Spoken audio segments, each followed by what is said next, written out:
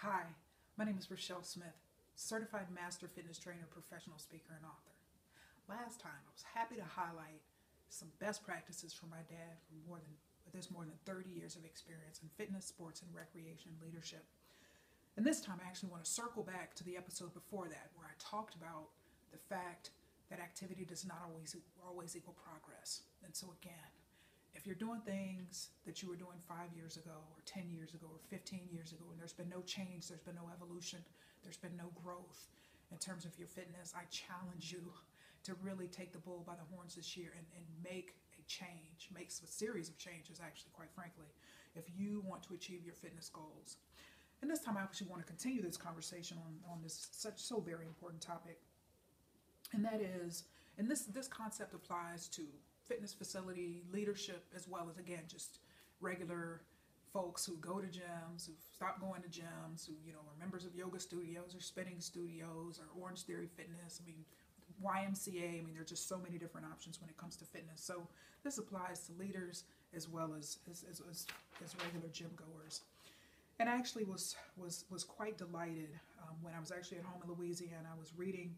I remember this. When I was reading on my iPad the morning of December 27th, and I was reading my favorite newspaper, the New York Times, and I came across an article here, and it states, "After weight loss surgery, a year of joys and disappointments." And so I was reading the article and looking at the pictures, and I saw one picture, and it just captured my attention. I was captivated, and I said, I know that gym. I know that gym. I've seen that gym before.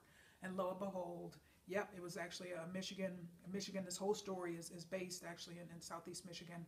I, of course, am bound by confidentiality. I can't tell the name of the gym because I did audit it, but it was used as a backdrop for this particular story, the superstar rock star gym I was telling you about, where, again, they've got 7,000 members, and everybody from the janitor to the trainers is CPR certified, and they're monitoring, training clients' progress on a weekly basis, and so anyway, but that's an example, and I just, as I read this story, I was literally telling myself, see, I knew it. I knew that gym was capable, and I think it's so important. While it's very inspiring to, again, see one of our Michigan-based gyms here utilized as a backdrop for this story. I mean, this whole article, it brings up a greater point, and many people think that going and having weight loss surgery, bariatric surgery, I mean, we've got commercials coming on all the time now for those surgeries, it's going to solve the problem. And this article pointed out, highlighted a couple of them. One young lady was a college student,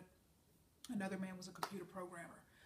Both started their journeys out grossly overweight, morbidly obese, and had weight loss surgery, and they've learned, as many people learn that take that path, that it is not an easy fix.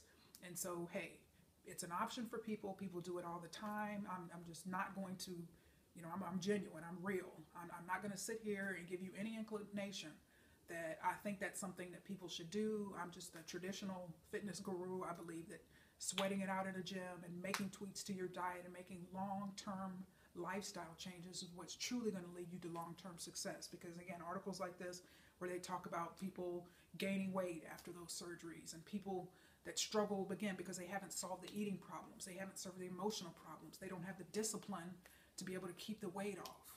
And so just recognize, I mean, people do that, like I said, all the time. I understand it, and I accept that as an option, and it works for people.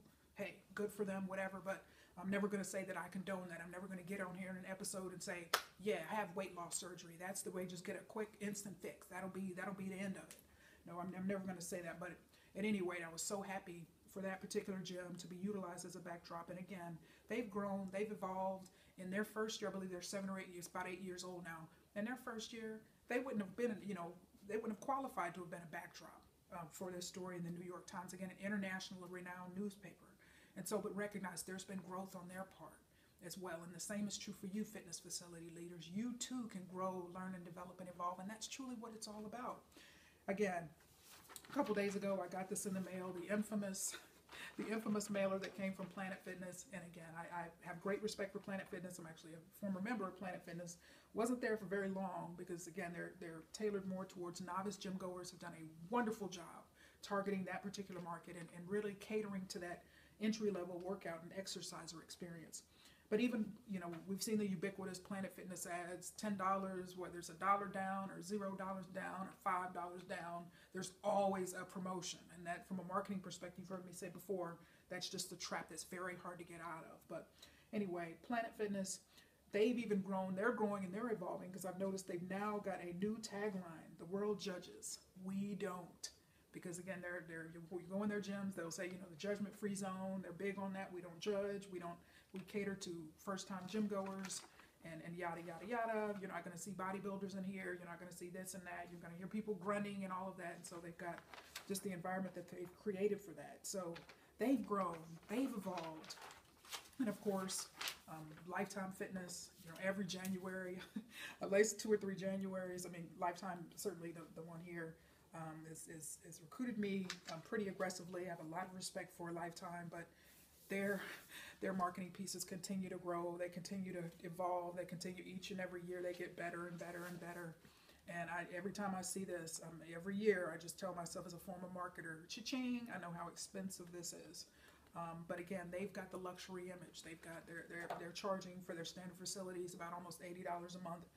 But also for their more premier facilities, we have one of those here in Southeast Michigan in Bloomfield Hills that's running about $150 a month for an individual membership. So again, they've captured that market, but they're continuing to grow, and each and every year these booklets get better and better. And so the same is true for you. But don't look at Anytime Fitness. You may have a small commercial franchise and you think, well, I got to do that. I promise you, if you do something like this, you're going to have zero profitability for this year. But they've got deep pockets. They've got corporate folks in Minnesota that are handling their marketing, that are handling their branding, because it has to be consistent with that luxury image that they have. So do the best that you can do, but you can also can improve, in your leadership, also in just your own marketing and everything that comes along with running a gym. When I was home for 3 weeks for the holidays in Louisiana, I was happy to see, again, Bel Air Fitness, which is my gym in Louisiana, they're continuing to learn, grow, and evolve. I mean, simple things like, okay, they've got big TV screens. Each individual cardio machine doesn't have its own television, but it's Star Trek equipment. Love Star Trek, because they have individual fans. Thank goodness for individual fans on machines. And so, there's TVs. I keep my, I'm always focused on my music, but many people like to come in there and watch TV, and they've got I think it's about 8 TVs, 8 big screen TVs that face the cardio section. And for a long time, pretty much all the TVs were on Fox News. And I'm like, okay, I understand, this is Louisiana, but you have to understand that everyone doesn't want to watch that. And so they've learned, they've grown, they've evolved, and I was so happy to see when I was there that they've got now individual remotes where people can control what they want to watch. So it's small things like that.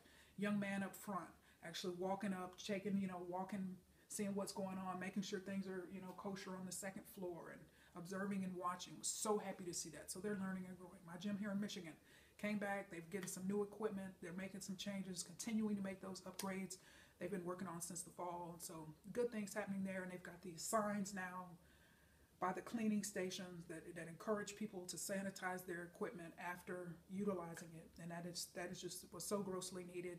They definitely needed that, because hands down, the people in that gym are just probably some of the most laziest, non-cleaning after they work out people I've ever seen in my life. So kudos that they made that step and got some actual signs. And of course, people are going to do what they want to do, but at least they're encouraging people to do the right thing, because they've got a number of folks that don't do the right thing and clean up after themselves. But so, again, fitness facilities, learn, grow, evolve, develop. You personally, individually as a person, continue to grow, learn, develop, and evolve, and you will see your fitness goals happen. All right, and again, if 2016, 2015, 2014, 2000, 1975, you've been struggling with the same issues, like the old Ernie Larson quote said, hey, nothing changes if nothing changes. All right, you've got to make a change. You've got to do things differently. Find out what's working, what's not working. Find out what you like and what you don't like. Again, because when you do that, you can uncover your motivation, and it's so important. Motivation is an absolute, just undeniable ingredient to fitness success, your level of motivation. So find out what motivates you. Okay, and continue to learn, grow, and develop. But it's going to be hard if you have no motivation to do anything. And so do things that do motivate you. Okay, and if you're working with a trainer, encourage. I mean, you may be bored and you may not like conflict or confrontation. You've been with the same trainer 18 months, 2 years, and are not seeing any results. Okay, but it's up to you. You've got to have that courageous conversation and say, look, trainer X, trainer Y. Listen, we need to make some changes in 2017 because I'm not achieving the results that I want. Okay, but recognize trainers and group fitness instructors and wellness and health coaches, again, they're not miracle workers. So you've got to make sure you're doing your part to be successful. Okay, and so don't waste your time, don't waste your money, don't waste the trainer's time or money. Do what you need to do to be successful. But again, if you're doing the same thing over and over and over again, it's wonderful to go 4 or 5 days a week. But if you're doing the same thing for the same amount of time, and that's why so many people plateau and they can't break past that. Okay, there's a whole concept of adaptation when it comes to physical fitness. And if you're going in there, if I'm going in there doing the same thing 6 days a week, my body's going to plateau, and that's why I do what I do. Concepts such as periodization, where I'm constantly shaking things up, shaking up my intensity, shaking up my frequency, shaking up the time that I spend on individual cardio machines in particular. Okay, for almost 23 years now I've been in gyms, and just even last summer I've been utilizing resistance bands. I had been on weight machines forever, since day one. And so I integrated resistance bands into my workouts. So I actually mix up now. Some days I do weights, some days I do resistance bands only. So it has been wonderful. So again, folks, I'm telling you because I do it myself. Continue to learn, grow, change, develop, and evolve, and take your fitness to uncharted waters. And for those of you who are fitness leaders, you have what it takes to be successful as well. But it's going to take growth. Don't do the same thing you were doing 5 years ago, 10 years ago, 15, 20 years ago. You got to recognize the whole fitness industry has changed. It's cutthroat competitive. You know that, but determine what your strengths are. Continue to build on those strengths and do what you do best, and you will be successful. But if you're never changing anything, you're never going to ever reach that point of greatness or excellence that I know you're capable of achieving. So I thank you so much for your time. Make it a wonderfully fit